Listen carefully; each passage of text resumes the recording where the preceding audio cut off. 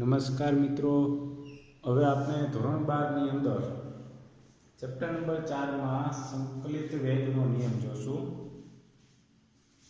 ચાલો તો હવે મિત્રો સંકલિત વેગ નિયમ એટલે શું? તો આપણે પ્રક્રિયા માટે સરેરાશ વેગ, ત્વરિત વેગ, હવે આપણે ત્વરિત વેગમાં જે d/dt વાળું સૂત્ર આપણે લખતા વિકલનીય વેગ સમીકરણ, બરાબર, આપણે સાબિત કર્યું. પ્રાયોગિક રીતે જે પ્રક્રિયાક્રમ છે તે સમજ્યા. એટલે કે વિકલનીય વેગ સમીકરણ છે તે તમને ટૂંકમાં સમજાવું તો એક વિકલનીય વેગ સમીકરણ પરથી પ્રક્રિયાનો વેગ નક્કી કરવો મુશ્કેલ બને છે, બરાબર છે. કારણ કે વિકલનીય વેગ સ્વરૂપ છે તે એક સૂક્ષ્મ તબક્કાનો નિર્દેશ કરે છે, નાના નાના સૂક્ષ્મ તબક્કા. હવે એ બધાને આપણે ભેગા કરી દઈએ એટલે કે સંકલન કરી દઈએ તો આપણે સંકલિત વેગ સમીકરણ મળે છે. તમે મિત્રો અહીં જોઈ શકો કે વિકલનીય વેગ સમીકરણ પરથી પ્રક્રિયાનો વેગ નક્કી કરવો મુશ્કેલ છે. તે સૂક્ષ્મ મૂલ્યોને ભેગા કરી એટલે કે સંકલન કરતા જુદા જુદા સમયે સાંદ્રતાનું નક્કી કરવું સરળ બને છે. તો આપણે સંકલન કરીએ એટલે કે નાના નાના સૂક્ષ્મ તબક્કાને આપણે ભેગા કરી દઈ, સંકલન કરી દઈ તો આપણે જુદા જુદા સમયે સાંદ્રતાનું મૂલ્ય નક્કી કરવું સરળ બને છે, બરોબર.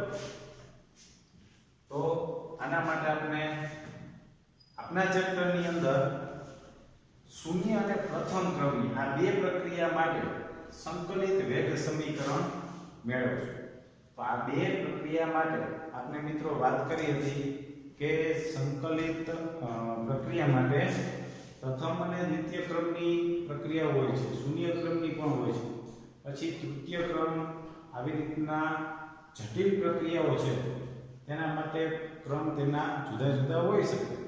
પરંતુ આપણે સામાન્ય શૂન્ય, પ્રથમ ક્રમની અને દ્વિતીય ક્રમની પ્રક્રિયાઓનો મોટા ભાગે અભ્યાસ આવે છે. જ્યારે આપણે પ્રથમ જોઈએ તો શૂન્ય ક્રમની પ્રક્રિયા માટે સંકલિત વેગ સમીકરણ. તો જુઓ મિત્રો, શૂન્ય ક્રમની પ્રક્રિયા માટે સંકલિત વેગ સમીકરણ. તો આપણે જે પ્રક્રિયા લખતા કે પ્રક્રિયક એટલે રિએક્ટન્ટ, પ્રોડક્ટ એટલે નિપજ, R2P માટે, બરોબર છે. કોઈ પણ પ્રક્રિયા હશે એની અંદર પ્રક્રિયકો હશે એટલે કે R હશે પ્રક્રિયકો અને નિપજ એટલે પ્રોડક્ટ હશે. તો એના માટે આપણે વેગ સમીકરણ લખતા વિકલનીય વેગ સમીકરણ. વેગ બરાબર -dr/dt બરાબર kr⁴.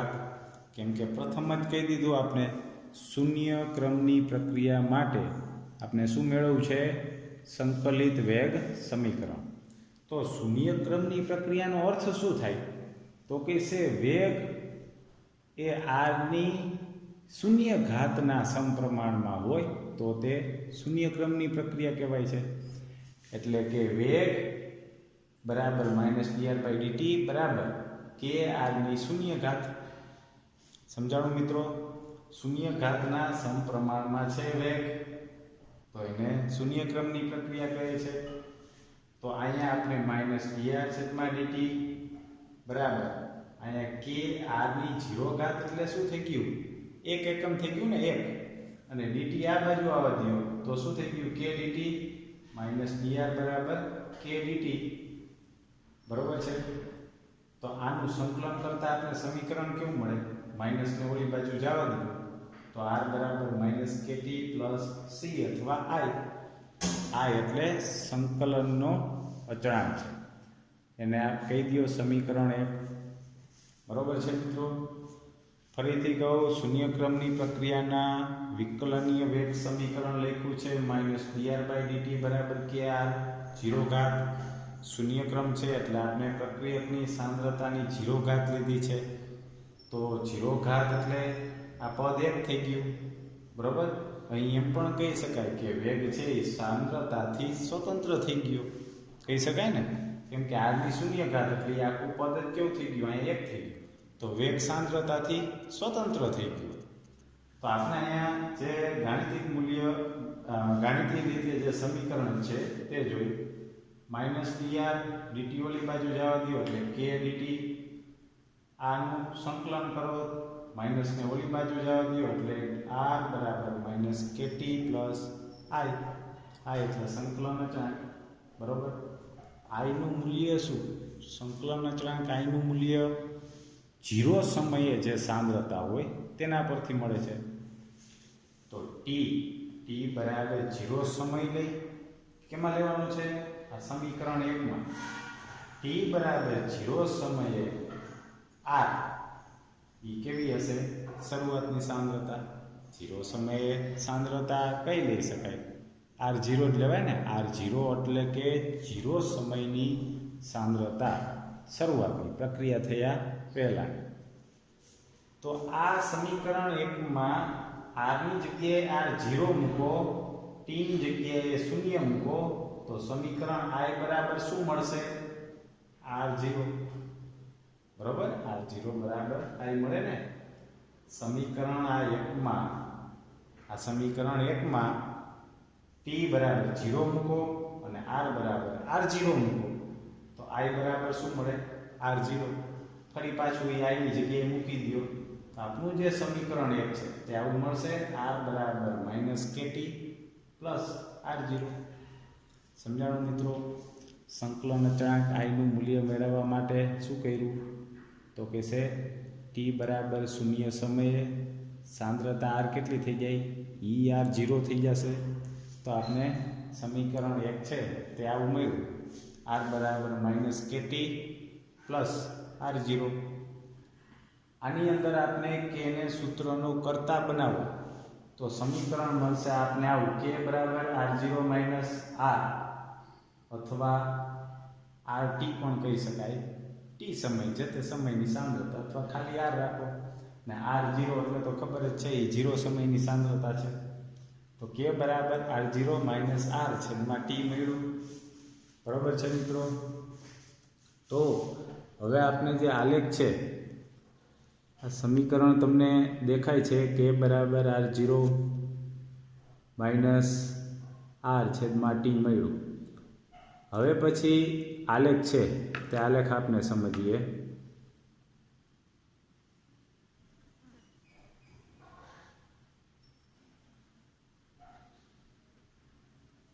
તો જુઓ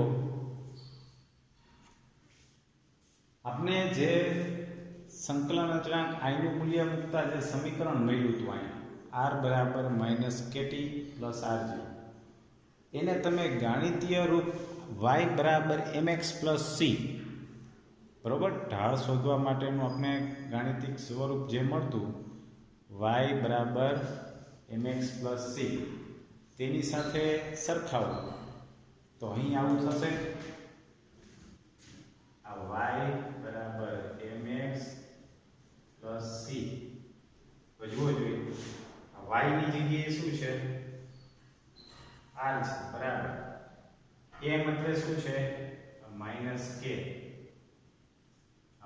-k એ શું છે m છે અને t એ શું છે તો કહે છે આ x અને પ્લસ c ની જગ્યાએ શું છે r0 બરોબર છે y અક્ષ એટલે r ની સાંદ્રતા બતાવે છે આ y બરાબર mx c જે ગણિતનું સ્વરૂપ છે તેને સાથે સરખાવો તો y બરાબર r થાય m મતલબ -k થાય x એટલે t થાય અને c આંતર છે r0 થશે આમાં આપણે y વિરુદ્ધ x નો આલેખ દોરીએ y એટલે r y x એટલે r લીધું x એટલે t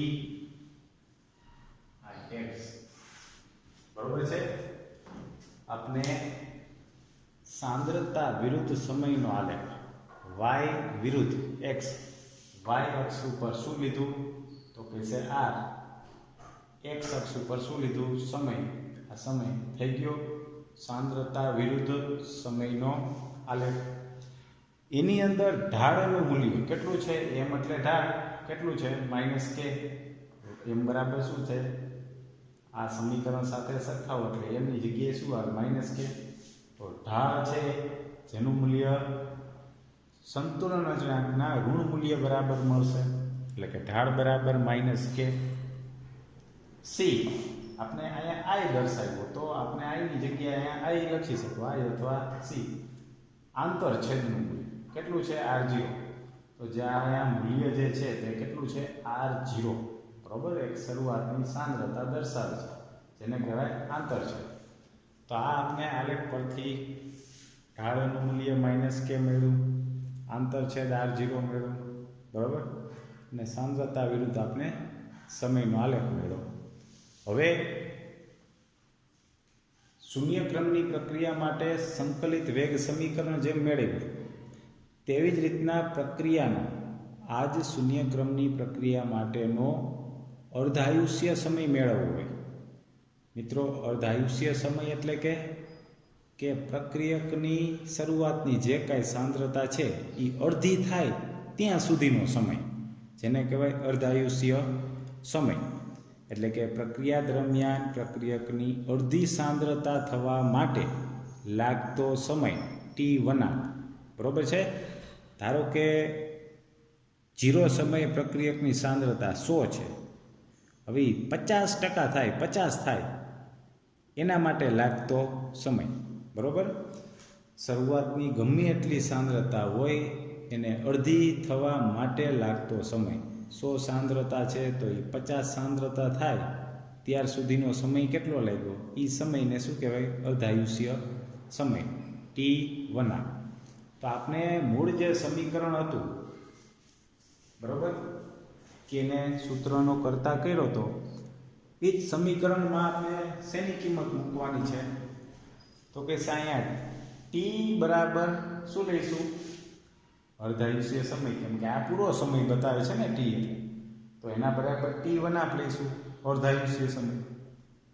સાંદ્રતા જે છે r, એને આપણે શું કરશું? અડધી કરવાની છે. કેનાથી? મૂળ સાંદ્રતાથી અડધી કરવા માટે લાગતો સમય શોધવો છે ને, એટલે r બરાબર શું લઈશું?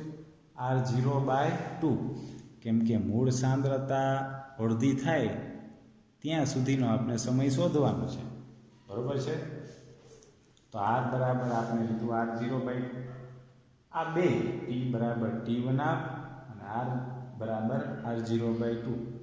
આ બેને આપણે મૂળ જે સમીકરણ હતું સંકલિત વેગ સમીકરણ એમાં મૂકો તો t એટલે થઈ ગયું t1 આપ, એની જગ્યાએ મૂકી એટલે એને આપણે આ બાજુ લઈ ગયો ને કે ને આ સાઈડ જવા દો, તો t1 આપ બરાબર r0 ના r0 માઇનસ r એટલે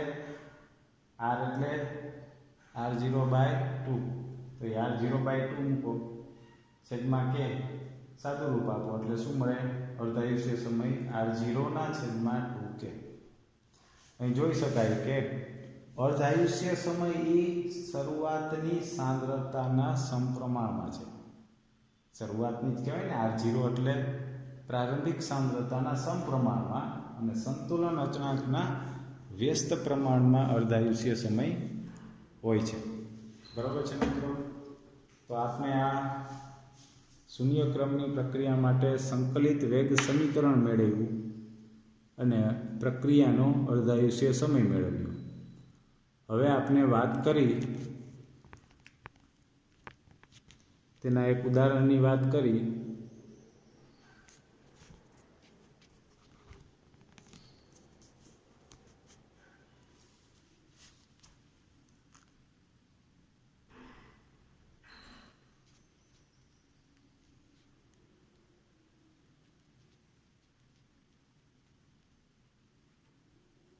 માત્ર આપણે ઉદાહરણ સમજવું છે કે શૂન્ય ક્રમની પ્રક્રિયાઓ સામાન્ય રીતે હોય જ ના.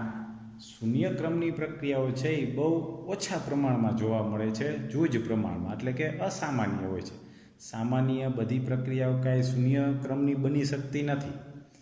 તો શૂન્ય ક્રમની જે પ્રક્રિયા છે એમાંનું આપણે એક ઉદાહરણ જોઈ ટેક્સનું, કે 2 મોલ એમોનિયા 1130 કેલ્વિન તાપમાને પ્લેટિનમ ઉદ્દીપકની હાજરીમાં એનું વિઘટન થાય છે.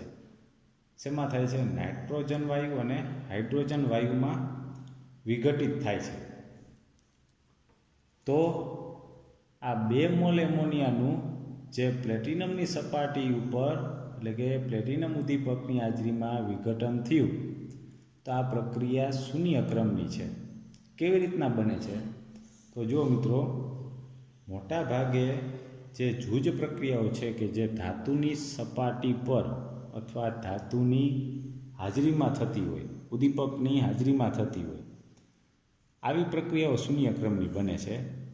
કારણ કે આની અંદર આપણે વિચારીએ તો પ્લેટિનમ ધાતુ જે ઉદ્દીપક તરીકે કામ કરે છે તેની સપાટી ઉપર જોજો, તમે ઇમેજિન કરો કે પ્લેટિનમની સપાટી પર એમોનિયાના 2 અણુ આવ્યા એટલે કે એની અથડામણ થઈ પછી નિપજ બને છે એટલે કે એનું વિઘટન થાય છે.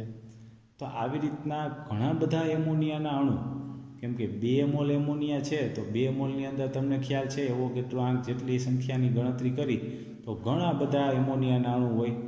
તો પ્લેટિનમની સપાટી ઉપર એમોનિયાના ઘણા બધા અણુ આવે અને એ પ્રક્રિયા કરે તો પ્લેટિનમની સપાટી છે એ એક સમય શું થઈ જાય, આમ ઢકાઈ જાય છે, ભરાઈ જાય છે. એને કહેવાય આપણે સંતૃપ્ત થઈ ગઈ. તો આ રીતના સંતૃપ્ત થઈ જતાં પ્રક્રિયાનો વેગ છે એ પછી એમોનિયાની સાંદ્રતા પર આધારિત નથી રહેતો. શું થઈ જાય? સાંદ્રતાથી સ્વતંત્ર. તો આપણે શૂન્ય ક્રમમાં એ જ કીધું ને કે 0 ઘાત હોય એટલે એ 1 થઈ ગયું. સાંદ્રતાથી વેગ શું થઈ ગયો? સ્વતંત્ર થઈ ગયું. માટે પ્રક્રિયા છે એ શૂન્ય ક્રમની બને છે. સમજાણું મિત્રો? તમને ટૂંકમાં કહું તો કે કોઈ પણ સપાટી, આપણે જેમ કોઈ પણ સપાટી ખુલ્લી હોય અને ધૂળના રજકણો ઘણા સમયથી એના ઉપર જમા થતા હોય, સપાટી જેમ સાવ ઢકાઈ જાય, એ જ રીતના પ્લેટિનમની સપાટી સંતૃપ્ત થઈ જાય, ઢકાઈ જાય છે, સંતૃપ્ત થઈ જાય. એટલા માટે પછી પ્રક્રિયાનો વેગ છે એ સાંદ્રતાથી કેવું થઈ ગયું? સ્વતંત્ર થઈ ગયું. પછી કાંઈ સાંદ્રતા એ લેવા દેવા વેગને નથી હોતો. એટલે આ રીતના પ્રક્રિયા છે તે શૂન્ય ક્રમની બને છે.